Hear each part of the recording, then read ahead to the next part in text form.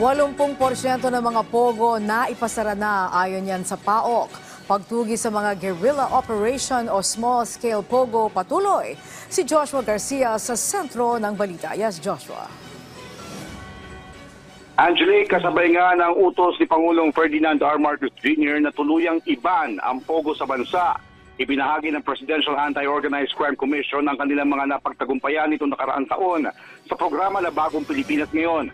Ayon kay PAOK Executive Director Undersecretary Gilbert Cruz, nasa 80% na ang mga pogo na naipasara at napatigil ng kanilang komisyon, habang patuloy na tinututukan ng PAOK ang mga guerrilla operation o small-scale pogo, partikular sa Visayas at Mindanao.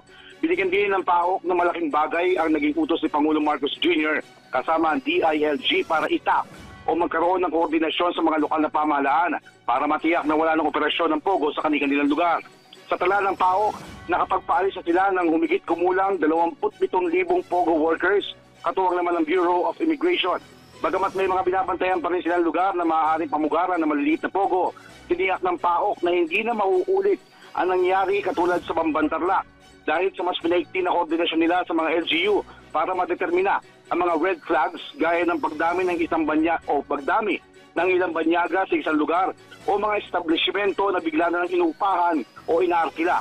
Samantala, bukod sa pogo, nakatutok din ang PAOK sa iba pang mga organized crimes. Binabantayan nila maging ang proteksyon sa mga environmental species, mga nangangaso at nagbebenta ng mga endangered species.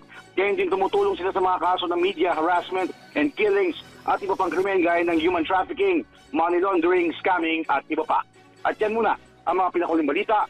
Balik sa Angelique. Alright, maraming salamat sa iyo, Joshua Garcia.